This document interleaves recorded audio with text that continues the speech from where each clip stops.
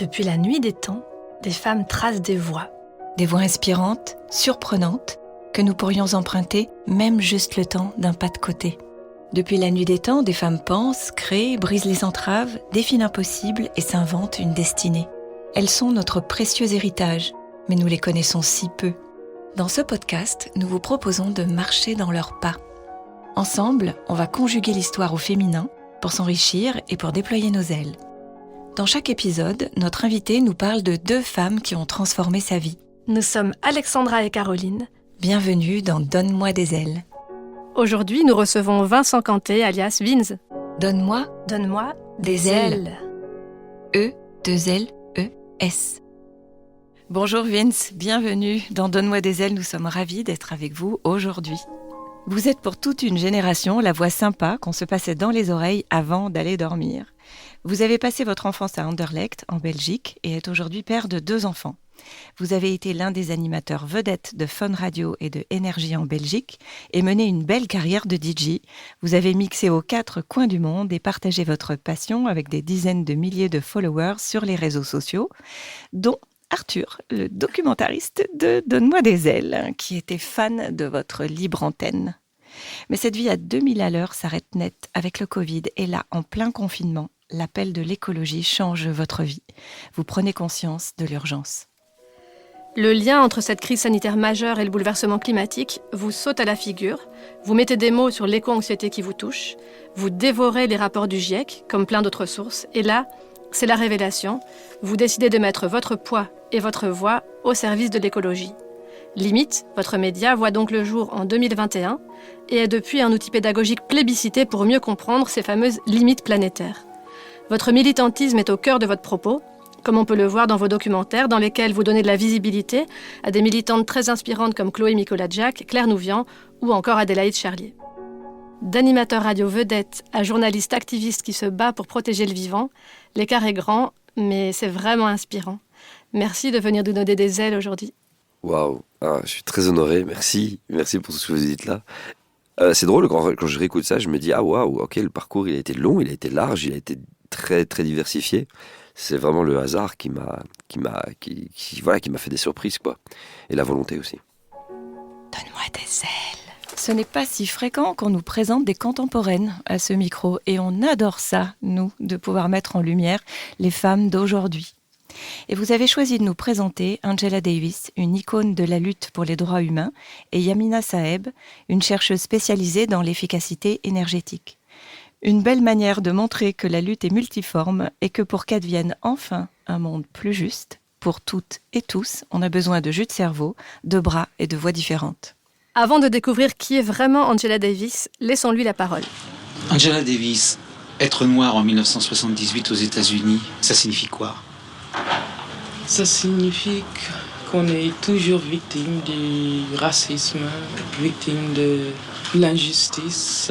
Et je sais que le président des États-Unis essaye de nier le fait que le racisme ne s'est pas reculé pendant les dernières années, mais le racisme est peut-être même plus fort aujourd'hui qu'il y a 10 ans. Un noir, ça continue à être un 3/5 d'homme. Peut-être même moins maintenant. 16 janvier 1978. Angela Davis prononce ces mots qui résonnent encore si fort 45 ans plus tard. Le racisme est structurel. Et ça, Angela Davis l'a bien compris, elle qui a dédié sa vie aux droits humains. Militante, philosophe, pacifiste, écrivaine, féministe, abolitionniste, il est impossible de la définir sans la limiter, tant elle en a fait pour défendre les minorités. Elle est l'une des pionnières de l'intersectionnalité, un concept qui fait couler beaucoup d'encre et suscite pas mal de crispations alors qu'il dénonce pourtant une réalité bien triste, l'imbrication des discriminations. Être noire et femme, par exemple, ou encore être pauvre et issue de l'immigration. Angela Davis, en tant que femme noire militante antiraciste, sait de quoi elle cause et surtout, elle veut que ça change. Elle naît en 1944 en Alabama, dans une des villes les plus racistes d'Amérique. Les hommes du Ku Klux Klan rythment son enfance en perpétuant des actes d'une violence inouïe contre la population noire en toute impunité. Brillante et battante, elle réussit à intégrer les plus grandes universités de New York, Francfort et Paris. Elle décroche son diplôme de philosophie alors que les émeutes raciales éclatent aux États-Unis. Elle décide alors, en 1965, à 21 ans, de rentrer en Californie et de rejoindre les Black Panthers, un mouvement armé qui réclame l'égalité entre les Noirs et les Blancs. Au début des années 70, elle passe 18 mois en détention préventive après avoir été placée par le FBI sur la liste des 10 personnes les plus recherchées aux États-Unis. Dès sa sortie de prison, elle commence à être publiée et enseigne dans de nombreuses universités. Elle est encore aujourd'hui professeure émérite d'histoire de la conscience à l'Université de Californie à Santa Cruz. Parmi ses livres traduits en français, on peut citer Femmes, race et classe, une lutte sans trêve ou encore Sur la liberté. Aujourd'hui, elle est âgée de 80 ans. Elle semble infatigable et incarne encore le visage d'un activisme dans la durée. À travers ses écrits et ses prises de parole très attendues, Angela Davis inspire encore aujourd'hui des millions de personnes en lutte pour une société plus juste. Waouh. Pourquoi évoquer Angela Davis à ce micro aujourd'hui ? Parce que ça m'a permis de répondre à pas mal de questions que je me posais et qui ont toujours été soit éludées par des professeurs que je pouvais avoir. Je suis d'origine sénégalaise, enfin mon père est lui-même déjà métissé entre le Maroc, le Mali et le Sénégal. Et ayant vécu très jeune au Sénégal et en étant ici originaire de Bruxelles, Belgique, être confronté au racisme, lorsqu'on le dit, lorsqu'on en parle, généralement, les personnes qui doivent prendre le temps d'écouter ce que ça procure comme émotion, n'étaient pas là. Ils disaient, tu fais ta victime, t'en fais trop, regarde la chance que t'as. En fait, dans leur discours, le considérer que de regarder la chance que j'avais de pouvoir bénéficier de certaines choses me plaçait déjà dans un système hiérarchique où je devais, moi, être remercié d'une certaine façon le fait d'avoir l'école gratuite, le fait d'avoir des hôpitaux qui fonctionnaient, le fait d'avoir des vêtements, mais sous prétexte que j'avais une origine. Et donc déjà là, je me suis dit, mais déjà, il y a quelque chose qui va pas. Et quand tu vis ça très jeune et que tu comprends que tu es un citoyen différent des autres citoyens, alors que pourtant je suis en Belgique, mon histoire elle est belge, étant métissé d'une mère blanche, blonde aux yeux bleus. Dans mon arbre généalogique, j'ai de l'histoire avec un grand-père qui a été fait prisonnier dans la Deuxième Guerre mondiale par l'Allemagne nazie. J'ai mon arrière-grand-père qui a fait les tranchées. Donc en fait, mon rapport à la Belgique, il est extrêmement lié à sa construction, à son histoire. Mais pourtant non, je resterai encore et encore aujourd'hui un Belge moins important que d'autres Belges. Et aujourd'hui, je remarque que cette parole se libère de plus en plus et s'assume de plus en plus, où des gens n'ont aucun problème à estimer que je suis moins important qu'eux, alors peut-être que c'est simplement une différence de couleur de peau. Et Angela Davis a trouvé du sens, m'a permis de répondre à toutes ces questions-là. Et ces paroles d'Angela Davis font peur à toute une caste de personnes qui n'hésitent pas en fait à donner l'impression qu'il s'agit de quelque chose qui est là pour détruire le tissu social, exploser les valeurs, alors que pas du tout. On est simplement en train de prôner du vivre ensemble. Et je pense notamment à ceux qui agitent l'épouvantail du wokisme, par exemple. Et comment est-ce que vous avez eu connaissance de sa parole ? Parce que c'est malheureux, mais elle n'est pas si connue que ça en Europe. C'est à partir du moment où j'ai compris, je me suis intéressé à l'écologie. En fait, quand on remarque, quand on commence à découvrir le changement climatique, on essaie de comprendre les causes, les raisons humaines, on arrive très vite à un problème économique. On remarque que c'est le système économique, comment il fonctionne, qui nous amène en fait à détruire la biodiversité, à épuiser les ressources, à servir les êtres humains. Et après, forcément, ça nous amène sur la remise en question du capitalisme et du néolibéralisme, qui a réussi en fait à asservir les êtres humains, à les emprisonner dans certaines conditions où il est très difficile de s'élever dans les hiérarchies. Et on remarque en fait que c'est basé sur un extractivisme délétère qui a tout accéléré, qui a eu besoin de théories racistes pour pouvoir exister. Et à ce moment-là, quand on comprend l'ampleur de la chose, ça m'amène naturellement à comprendre les luttes ouvrières, à découvrir que 95% des Américains noirs de couleur de peau noire sont des ouvriers, et que ça n'a pas beaucoup évolué. Et à ce moment-là, on se dit, ok, il y a un problème dans le système économique dans lequel on vit. Au-delà de l'impact qu'il a sur le vivant, c'est l'impact qu'il a aussi sur les êtres humains et sur les gens de couleur de peau différentes. Et elle a répondu à d'innombrables questions, avec beaucoup de rigueur. Et est-ce que vous avez déjà eu l'occasion de la rencontrer en vrai ? Non, elle est venue en Belgique un jour, j'avais moi-même une conférence que j'ai tout fait pour annuler, j'ai pas réussi malheureusement, mais je suis persuadé que je vais la rencontrer. Je suis persuadé de faire une vidéo dans le cadre de mon travail avec elle. Ça va couler de source, et ça va être une sorte de grand-mère à qui ça va aussi faire plaisir de voir que le monde entier s'éveille aussi beaucoup plus sur ces questions-là.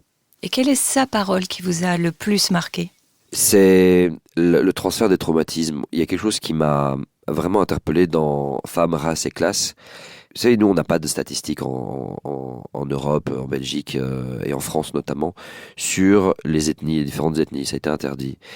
Eux, aux États-Unis, ils ont accès à ça, ce qui leur permet d'avoir en fait une mesure parfaite de où en sont les personnes de couleur de peau noire. Et moi, ce qui m'a interpellé, c'est de comprendre, j'essaie de comprendre qu'est-ce qui se passe dans nos communautés. Comment se fait-il qu'on ait autant de divorces, autant de séparations, autant de mères célibataires aux États-Unis, en France, en Belgique, dans les communautés congolaises, dans les communautés sénégalaises? Qu'est-ce qui se passe que l'homme noir a une agressivité parfois dans son éducation? Pas tous, attention, ne faisons pas de généralité. Moi, mon père était très, très agressif avec moi et je l'ai compris par la suite. Aller voir un psychologue n'était pas dans notre culture, ça se fait pas, on fait pas ce genre de truc, c'est quoi?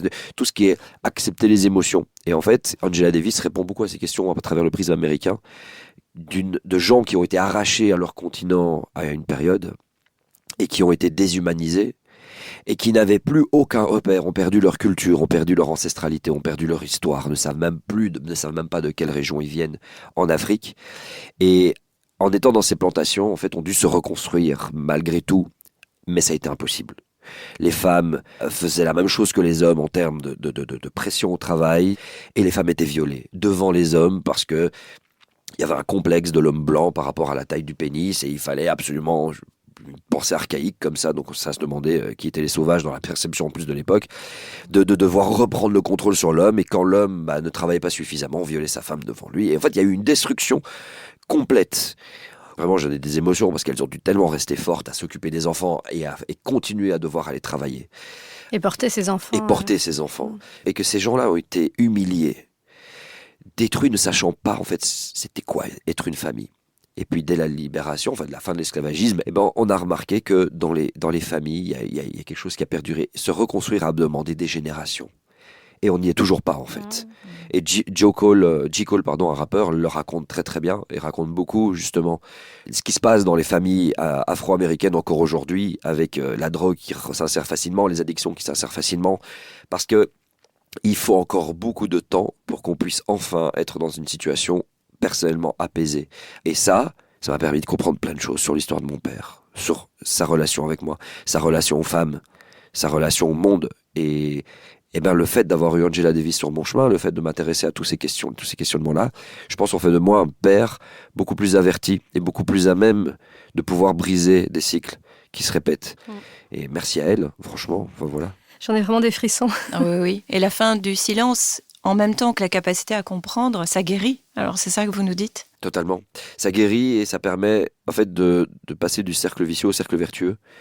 Puisqu'on a compris les patterns, on a compris en fait les cycles qui se répètent et les choses qu'on porte en nous, on travaille de façon à ce que les enfants n'en soient pas marqués. Parce que c'est en le vivant jeune, malheureusement, que ça se perpétue pour le restant des jours. Je pense qu'il n'y a rien de mieux que des enfants qui savent qu'ils peuvent avoir confiance totale en leurs parents. Et pour ça, il faut que les parents aient fait ce travail aussi en eux. Et c'est difficile, vraiment. Mais voilà, on a les clés aujourd'hui. Avec un podcast qui s'appelle Donne-moi des ailes, la liberté, et en particulier la liberté intérieure, c'est vraiment un sujet qui nous parle. Et Angela Davis, c'est vraiment une figure de l'émancipation, de la liberté. Ce serait quoi votre définition de la liberté, Vince Canté ? Elle est très complexe. On dit toujours cette phrase très cliché, que la liberté des uns s'arrête où commence celle des autres. Voilà. La liberté, sous la forme avec laquelle nous la vivons aujourd'hui, elle est dans un système économique qui en fait nous emprisonne et donne une illusion de liberté. Et quand bien même, ce système économique dans lequel on est nous a amené fondamentalement, par rapport en tout cas à sa vision, une forme de liberté. Voilà, mais sous prétexte de devoir vivre une forme de pénibilité, de devoir travailler derrière pour pouvoir en obtenir. Et le temps investi dans le travail n'est pas le même temps que celui qu'on récupère en matière de divertissement, en matière de liberté, de genre, je vais partir en vacances, je vais sac à dos, etc. Il faut donner 1/3 de sa vie pour pouvoir profiter d'1/10, et le reste du temps, on dort. Donc, et la liberté dans le système économique dans lequel on est, c'est l'argent. C'est effroyable, mais c'est comme ça. Ce qui est assez particulier pour moi, c'est maintenant, je vais retourner à des notions de liberté qui sortent un petit peu de ce prisme-là, c'est de pouvoir en fait vivre des ressources qui se trouvent autour de nous et d'en être heureux, d'en être content. Et ça, pour moi, c'est la liberté fondamentale. Je rappelais qu'en 1972, elle a échappé de peu à la peine de mort grâce à l'ampleur de mobilisation. Des mobilisations massives ont pu permettre que le droit à l'IVG soit acquis, qu'il n'y ait plus de ségrégation dans les bus. Est-ce que c'est quelque chose qui vous porte ? Ce qui est merveilleux là-dedans, c'est quand on a l'impression que tout est foutu et qu'on est prisonnier d'une condition et c'est très difficile d'en sortir. Souvent on se dit ouais mais toi moi j'aurais fait ça à ta place. Oui mais tu n'es pas moi, je ne vis pas avec ton expérience. Et c'est ça qui est beau, c'est qu'après c'est une mobilisation, c'est large et d'un individu comme Angela Davis qui est une lumière et que le système a essayé de faire taire, et heureusement ça aurait pu finir en Martin Luther King ou Malcolm X. Et ben ce qui est génial en fait, c'est que quand les gens, jusqu'à Jean-Paul Sartre en France, se mobilisent, c'est vraiment pour dire à quel point t'as été une lumière incroyable. Et donc oui, les petits individus, parfois, on a tendance à se dire ouais, mais non. Et d'ailleurs, je pense que pour passer de l'individu à la mobilisation de groupe, il faut rester aligné avec ses principes, ses valeurs. Il faut faire passer sa petite personne, son ego, en second plan du bien commun. Et ça, je crois que c'est la lutte la plus compliquée actuelle pour l'être humain. Angela Davis, aujourd'hui, elle a 80 ans. Comment on fait quand même pour rester une lumière comme ça aussi longtemps ? Qu'est-ce qu'on va chercher comme ressource en soi pour être encore là à 80 ans sur scène, pour passer des messages et propager la lumière ? Il faudrait le demander directement à elle. Mais à votre avis ? Je pense que c'est la conviction. La puissance que ça représente, le fait... Angela Davis, c'est pas rien. Le travail qu'elle a fait, elle a étudié tous les sociologues de l'époque qui ont analysé justement le racisme. Elle a été jusque dans tous les écrits, en profondeur. Elle a un bagage, mais qui est phénoménal. Et en fait, ce bagage-là, à partir du moment où elle l'a mis en exercice politique et qu'elle n'a pas lâché, je pense que c'est toute cette compréhension du monde qui fait qu'à un moment donné, oui, Angela Davis comprend mieux le monde que n'importe quelle personne qui naît sur Terre et qui vit le racisme en plus de ça. Et ben à partir de ce moment-là, quand tu sais que tes paroles, tes mots permettent à des personnes de s'érudir, de comprendre mieux le monde et de le rendre meilleur, mais je crois que ça crée aussi potentiellement une force en toi qui fait que tu ne lâches pas et que tu te donnes encore à fond et jusqu'à ton dernier souffle. Voilà, Angela Davis, elle incarne ça et elle l'incarnera jusqu'à son dernier souffle. Vous lui diriez quoi si vous aviez l'occasion de la rencontrer ? Merci. Juste merci. C'est tout, je lui fais un hug, je la prends dans mes bras, je la serre très fort et je lui dis merci.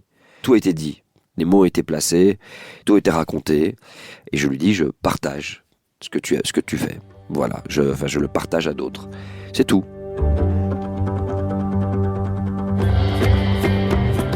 J'ai reçu le soutien de 1000 mères.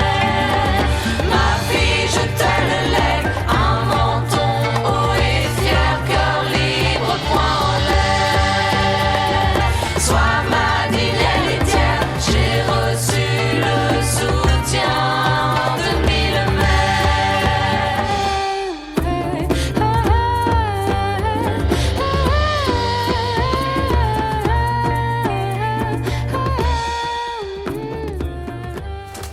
Son nom ne vous dit sans doute pas grand-chose, à moins que, comme notre invité, vous n'ayez lu en profondeur les derniers rapports du GIEC, jusqu'à connaître par cœur la liste des autrices et des auteurs dont elle fait partie. Pourtant, retenez ce nom, car Yamina Saeb est une figure incontournable dans le secteur de l'énergie. Donne-moi des ailes. E-2-L-E-S. Son domaine de prédilection, c'est l'efficacité énergétique des bâtiments. Et à ce titre, elle est actuellement analyste senior en politique énergétique à l'IPCC, un groupe d'experts intergouvernemental sur l'évolution du climat, qui a pour objectif d'évaluer l'ampleur, les causes et les conséquences du changement climatique en cours. Rien que ça. Elle est aussi enseignante à Sciences Po Paris et son parcours est tout simplement impressionnant. Française d'origine kabyle, elle vit en Europe et aux États-Unis et en 1999, son diplôme d'ingénieur en poche, elle intègre l'école des hautes études en sciences sociales à Paris et décroche un doctorat en énergétique. Après, elle collectionne les postes très prestigieux. Elle a été notamment responsable politique et scientifique dans un centre de recherche de la Commission européenne, puis analyste principale des politiques d'efficacité énergétique à l'Agence internationale de l'énergie. En mai 2023, Yamina Saeb a carrément co-organisé le premier sommet international sur le thème de la sobriété. Et comme elle est convaincue que c'est un thème d'importance majeure pour notre avenir sur la planète, elle a créé à Paris, en 2024, le Laboratoire mondial de la sobriété. Un grand merci, Vince, de nous avoir fait découvrir cette femme passionnante qui a tant à nous apprendre en ces temps tourmentés. Alors dites-nous, comment est-ce que vous avez eu connaissance de Yamina Saeb ? Alors, c'est toujours drôle, quand je rencontre des gens, j'oublie dans quelles conditions je les ai rencontrés. Donc c'est pas en lisant son nom dans un rapport du GIEC. Non, c'est pas dans le rapport du GIEC, c'est avec le TCE. En fait, on est en 2021, 2022, je creuse beaucoup les questions liées à l'écologie, beaucoup trop, et je tombe sur le dossier du TCE, le traité sur la charte énergétique, qui en fait expliquait que dans les années 80, quelque chose a été signé dans les pays européens qui visait en fait à protéger l'énergie. Et l'énergie étant essentiellement fossile, ça permettait en fait à toute personne qui était lésée, toute entreprise, pouvait porter plainte dans des tribunaux privés contre des États qui auraient mis des lois en place qui ne leur convient pas et demander des milliards. Et en fait, ça commençait à se faire. Et force est de constater que ces entreprises qui sont lésées, ces entreprises pétrolières d'énergie fossile qui mentent depuis très longtemps et qui sèment le doute et font croire que leurs activités pendant longtemps n'avaient pas vraiment d'importance dans le changement climatique alors qu'ils étaient au courant depuis très longtemps. Qu'est-ce qui a commencé à se passer ? Des entreprises disent ouais, moi avec mon truc de gaz on me ferme, ça m'arrange pas, votre loi me plombe, boum, on va vous demander 2 milliards. Ce traité pour la charte énergétique, il fallait absolument que les pays européens en sortent. Et Yamina Saeb a été la lanceuse d'alerte. Personne n'en parlait avant elle. Et comment est-ce qu'elle s'est mise à en parler ? Et c'est assez incroyable. En fait, elle était dans un bureau, elle travaille pour un bureau. Et là-bas, en fait, elle tombe sur le traité de la charte énergétique. Et Yamina Saeb est une femme très talentueuse. À mon sens, c'est une génie, vraiment.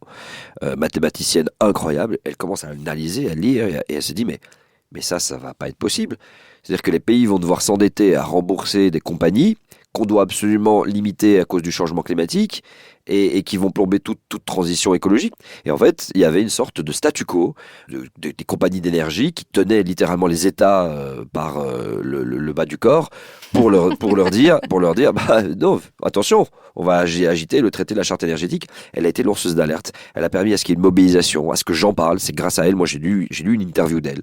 Et cette interview-là a fait que je l'ai contactée. J'ai voulu discuter avec elle. On s'est vu, on a parlé. Ensuite, elle a été chez Blast, elle a été un petit peu partout. Et c'est grâce à Yamina Saeb, à mon sens, vraiment, que ce sujet est monté jusqu'à l'Europe. Et puis ça y est, on est sorti et c'est compliqué parce que pendant que les pays en sortent, il faut que l'Union européenne entière en sorte. Il fallait que ça passe par le Parlement, par la Commission, par le Conseil européen. Merci Yamina Saeb, elle a été la lanceuse d'alerte. On lui doit beaucoup, elle a eu des menaces. Quand elle a découvert ça dans le bureau où elle travaillait et que ce bureau en fait était là pour protéger en fait le TCE, elle a commencé à avoir de la pression, de l'harcèlement au travail. On a tenté de la faire taire. Grâce à elle, non. Et on est sorti de ça. C'est une victoire. Et qu'est-ce qui vous touche le plus en elle ? Est-ce que c'est sa persistance ou ses connaissances ? Ses connaissances, le fait qu'elle ait tout calculé, qu'elle ait lu des modèles. C'est une mathématicienne vraiment d'orfèvre. Moi, je me rendais pas très bien compte que c'était qu'être docteur en énergétique. Et quand j'ai commencé à échanger avec elle, elle m'enseignait des concepts extrêmement complexes, mais avec une aisance, une facilité, une capacité de vulgarisation, comme très peu on sait cette capacité-là. Et c'est là qu'on reconnaît les génies, en fait, quand quelque chose saute aux yeux et d'une simplicité. C'est là où on reconnaît Einstein. Elle a réussi, en fait, à faire un calcul de l'efficacité énergétique, au lieu d'inciter absolument tout le monde à... Des petits gestes de chacun et de chacune. Au-delà de ça, à carrément changer l'isolation thermique, donc à rénover son logement, parce que c'est ce qu'aujourd'hui l'État français demande, l'Europe demande, la Belgique demande. Si vous renouvelez et que vous isolez correctement, parce qu'on a des passoires thermiques, c'est 30% des gaz à effet de serre. Si vous faites ça, on a des économies d'énergie, on réduit les émissions de gaz à effet de serre. Et Yamina a fait un calcul, mais qui est merveilleux, en partant de l'équation de Kaya. Je ne vais pas vous rentrer dans tous les détails. Elle a juste dit, par rapport au vieillissement de la population, elle avait fait un calcul en disant, comme on passe en moyenne de 100 mètres carrés à 30 mètres carrés, en vieillissant, là où on doit pouvoir aujourd'hui concentrer le travail sur l'isolation, c'est dans les maisons de repos. On est à 3 pour 100 mètres carrés. Tu favorises le fait de vivre ensemble et donc que l'énergie utilisée ne soit pas pour une personne mais pour 3 personnes. Ce qui veut dire que si ces personnes se séparaient, ce serait 3 fois plus d'énergie. Et elle a fait tout un modèle en disant voilà, la population vieillit, le mètre carré diminue, on fait le travail là. À l'échelle européenne, on arrive à faire mieux que les engagements. C'est la sobriété. Elle le raconte à Beyond Growth au Parlement européen. il y a les commissaires d'Ursula von der Leyen qui l'appellent, enfin les collègues qui lui disent « on voudrait vous parler ». Personne n'a pensé à ça. Où est-ce qu'on fait le travail réellement de devoir isoler et où est-ce qu'on fait le travail de vivre ensemble? Elle est venue avec un truc et on a la vidéo, elle me le gratte sur un bout de papier, elle me dit voilà, pour moi on est dans des niveaux d'Einstein. Et d'où son laboratoire de la sobriété qui va être quelque chose de déterminant à l'avenir. Son truc va être précurseur. Et d'ailleurs, elle a été celle qui a beaucoup mieux contextualisé le mot sufficiency, donc sobriété, tout à fait. en anglais, dans le rapport du GIEC, en mettant beaucoup plus l'accent là-dessus. Elle est vraiment déterminante là-dedans. Oui, ça nous a frappé parce que justement, en préparant l'interview, on a vu que, en fait, quand elle a commencé à travailler sur le sujet, le concept n'existait pas en fait en tant que sujet d'étude scientifique. Et nous qui bossons sur les questions féministes, on voit à quel point le fait d'exister dans la langue et dans la recherche, ça change tout parce que ça permet de sortir de l'idéologie. Totalement. Et ça permet vraiment de gagner en légitimité. Donc j'imagine que ça vous parle aussi, vous qui êtes un militant. Ce genre de cerveau-là, quand ce sont des femmes, c'est très difficile. Quand elle m'a parlé, Yamina, et qu'elle m'a fait la formule, elle est partie sur la base de l'équation de Kaya, qui explique simplement que par population, par énergie, ça fait autant de CO2 dans l'atmosphère. Et en repartant de cette équation, je me suis dit, mais Yamina, il faut donner un nom à cette équation. Elle me dit, oui, avec mes collègues, ils m'ont dit équation de Gaïa. Gaïa, la Terre et tout. Je fais, hey, Yamina, appelle ça l'équation de Saeb. Et regarde, elle fait, pourquoi mais Yamina, équation de Saeb, c'est normal. Et ben c'est ça qui est merveilleux, c'est qu'elle se rend même pas compte de son truc. Elle va rentrer dans l'histoire, il faudra encore un peu de temps. Et son laboratoire de la sobriété va déranger beaucoup de monde, mais je pense va à un moment donné devenir une institution. J'en suis persuadé. Alors, ce qui est chouette, ça ne peut que nous réjouir dans Donne-moi des ailes, c'est que on voit bien que les deux femmes que vous avez choisi de nous présenter aujourd'hui, c'est une donnée importante pour vous qu'elles soient tout à fait brillantes et absolument géniales. Et quand on voit à quel point l'histoire, les scientifiques, les savants n'ont cessé d'essayer de démontrer que les femmes étaient moins intelligentes que les hommes, ça fait vraiment du bien. De voir qu'un homme aujourd'hui célèbre des femmes pour leur intellect. Pour leur génie. Mais je viens de loin, je vais être très honnête avec vous. C'est l'écologie qui m'a amené à ça. Enfin, on arrive dans l'écoféminisme. Quand on comprend qu'est-ce qui est nécessaire aujourd'hui par rapport aux limites planétaires, à l'habitabilité de la planète Terre, par rapport aux humains, naturellement, en fait, on se rend compte que le patriarcat, et c'est inscrit dans les gènes malheureusement depuis très longtemps, mais la culture est capable d'aller au-delà de ça. Et c'est très bien qu'on parle de ça parce que j'ai découvert effectivement que les femmes ont été très masquées dans l'histoire, très cachées. Et juste sur le plus gros sujet qui nous intéresse aujourd'hui, en tout cas dans l'actualité en général, c'est le changement climatique. Tout le monde pense que c'est John Tyndall qui a découvert que c'était le CO2 qui changeait le climat. Ben non, c'est Eunice Newton-Foote, qui est une femme qui, à l'époque, on parle de 1800 et des poussières, 1820 je pense. Et cette dame-là a fait des tests en laboratoire, elle-même, qu'elle a réussi à faire publier à travers le nom de son mari, dans lequel elle avait inséré du CO2 dans des tubes, elle avait mis ça à la lumière du soleil, et puis elle a mesuré la température, et elle a dit, c'est indéniable que le CO2 change la température d'un objet, en tout cas dans lequel il est. Et c'est elle qui a découvert ça. Peut-être que c'est bien pour nos auditrices et auditeurs, et pour nous-mêmes aussi, que vous nous expliquiez un peu ce que c'est que la sobriété, parce qu'on en a peut-être une vision un peu stéréotypée. Ouais. Cliché plutôt. La sobriété, c'est l'énergie qu'on ne consomme pas. Vivre sobrement, c'est ne pas avoir besoin de toute la profusion matérielle et énergétique que le monde nous offre. Par exemple, pour venir dans ce studio-ci, j'aurais pu prendre ma voiture. Non, je vois le temps, je me dis ça va, tout va bien. Je pouvais soit prendre le bus 34, soit je pouvais prendre ma trottinette. J'ai pris ma trottinette. Sobriété. Ce qui m'amène au même résultat, je suis avec vous aussi, là, devant vous, et j'ai utilisé moins d'énergie. C'est comment est-ce qu'on va réussir et comment est-ce qu'on fait pour se réorganiser à vivre nos vies en consommant moins d'énergie. Et pourquoi est-ce qu'il faut absolument le faire? Parce que l'énergie est en chute libre. Et le problème qu'il y a aujourd'hui, c'est que dans cette continuité-là, les énergies s'accaparant tout au-dessus, les premiers à encaisser la sobriété de force, c'est ceux qui sont en bas de l'échelle. Et c'est plus de la sobriété, c'est de la pauvreté. Et c'est ça tout le problème. Sobriété, c'est quand on le veut, on le souhaite, on le décide, par éducation, par compréhension des enjeux. La pauvreté, c'est quand tu sais pas ce qui t'arrive et que tu le subis. Mais justement, comment on fait? Parce que vous, votre vie d'avant, c'était quand même tout sauf la sobriété. Quand vous étiez animateur radio et que vous alliez aux quatre coins du monde, comment on fait pour engager le dialogue avec des personnes qui sont encore sur ce schéma-là, finalement? Parce que nous, on voit qu'on touche tout le temps les mêmes personnes. Comment est-ce qu'on fait pour pouvoir ouvrir et toucher ces personnes qui sont encore dans ce récit-là et qui ont peut-être été toute leur vie dedans? Comment vous faites-vous? La communication, j'essaye un maximum de semer des graines. On a fait le film Même pas peur qui parle de ça, de comment est-ce qu'on passe à l'action. Ben, j'essaye déjà de faire prendre conscience aux gens dans la situation dans laquelle ils sont. Et ils sont conscients qu'ils sont dans une prison. Mais ils doivent être accompagnés. Et c'est difficile parce que ce qui les paralyse, c'est le temps. Plus on est bas dans la hiérarchie sociale, moins on a de temps. Plus en fait on est esclave d'un système, on doit foncer, déposer les enfants là, chercher ça, etc. On n'a pas le temps de réfléchir à ces questions-là. Et ça demande un accompagnement, ça demande de refondre l'école, ça demande à ce que en fait chaque personne se sente légitime dans cette lutte. Et ça demande de se rassembler. Comment est-ce qu'on fait pour prendre soin de notre santé mentale sur fond de crises multiples? Comment concrètement peut-être vous faites pour aller bien dans un monde qui va mal? On se rassemble. Mhm. Pas être seul. Faut surtout pas être seul. C'est la pire des choses. Et seul, on prend les mauvaises décisions. Seul, on est pris par l'angoisse. Et pour sortir de là, c'est dur. Et je suis passé par là. Il faut trouver des gens qui raisonnent comme nous. Il faut on trouve des gens qui valident nos pensées. Et ça demande qu'on se discute. Ça demande qu'on se voit. Ça demande qu'on passe des moments ensemble et qu'on refasse le monde et qu'on crée d'autres mondes. Qu'on vive des expériences. Être en groupe va faire qu'on va on va devenir une force politique. C'est difficile dans un monde où tout est individualisé. Les réseaux sociaux nous individualisent, déterminent quels sont nos goûts et nous suggèrent et nous amènent sur des tendances. La tendance nous individualise en petits sous-groupes qui font de nous des parfaits consommateurs. On est très gros consommateurs lorsqu'on est seul. C'est effroyable, hein, comment ce système a réussi à être très doué en la matière en nous comprenant vraiment comment on est. Eh ben, si on ne trouve plus plaisir là-dedans, et plein de gens ont perdu du sens là-dedans. Je faisais partie de ceux qui ont perdu du sens là-dedans.